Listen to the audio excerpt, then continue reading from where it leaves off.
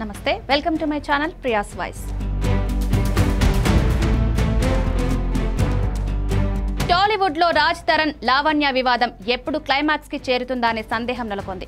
గతేడాది నుంచి ఈ కేసు చుట్టూ అనేక ఆరోపణలు, వివాదాలు చోటు చేసుకున్నాయి.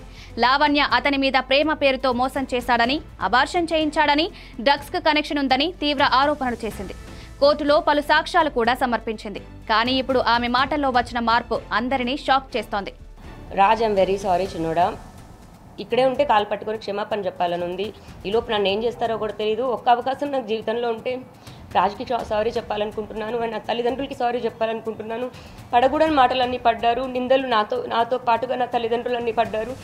నేను వేరొక ఆలోచనతో లేదా డబ్బులు తీసుకోవాలన్న ఉద్దేశమో, ఎటువంటి చెడు ఉద్దేశంతో నేను ఈ పని చేయలేదు. ఆడపిల్లలకి ప్రతి ఒక్క అమ్మాయికి స్టాండ్ తీసుకున్నాను. వెనకున్న అమ్మాయిల గురించి నాకు తెలియదు. ఫ్యూచర్లో ఏ ఒక్క ఆడపిల్ల నాలాగా అవ్వకూడదు అనే ఒకే ఒక్క కారణంతో నేను స్టాండ్ తీసుకున్నాను. థ్యాంక్స్ అండి. కానీ ఇప్పుడు ఆమె మాటల్లో వచ్చిన మార్పు అందరినీ షాక్ కు గురి చేస్తోంది. ఇటీవల లావణ్య చేసిన ఒక కామెంట్ ఈ కేసును మరో మలుపు తిప్పేలా చేస్తోంది.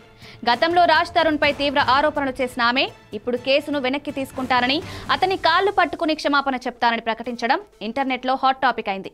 దీంతో ఆమె నిజంగా కేసును వెనక్కి తీసుకుంటుందా, ఎందుకు ఒక్కసారిగా తన స్టాండ్ మార్చింది అన్న సందేహాలు సోషల్ మీడియాలో వ్యక్తమవుతున్నాయి. కానీ ఇది అంత సులభం కాదని న్యాయ నిపుణులు చెప్తున్నారు. ఒకసారి కోర్టులో కేసు దాఖలైతే న్యాయ వ్యవస్థ దాన్ని పరిశీలించాల్సిందే.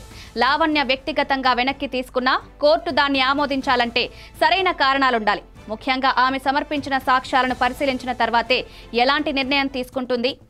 అంతేకాదు, ఈ కేసులో డ్రగ్స్ కు సంబంధించిన అంశం కూడా ఉందని, అందువల్ల విచారణ పూర్తయ్యే వరకు ఇది అంత తేలిగ్గా పరిష్కారం కాదని విశ్లేషకులు అంటున్నారు. లావణ్య ఇప్పుడిప్పుడే తన మాట మార్చినప్పటికీ రాజ్ తరుణ్ దీనిపై ఏ విధంగా స్పందిస్తాడో అన్నది కూడా ఆసక్తికరంగా మారింది. కానీ నిజంగా కోర్టు ఈ కేసును డిస్మిస్ చేస్తుందా, లేక కొత్త మలుపు తిరుగుతుందా అన్నది వేచి చూడాల్సిందే.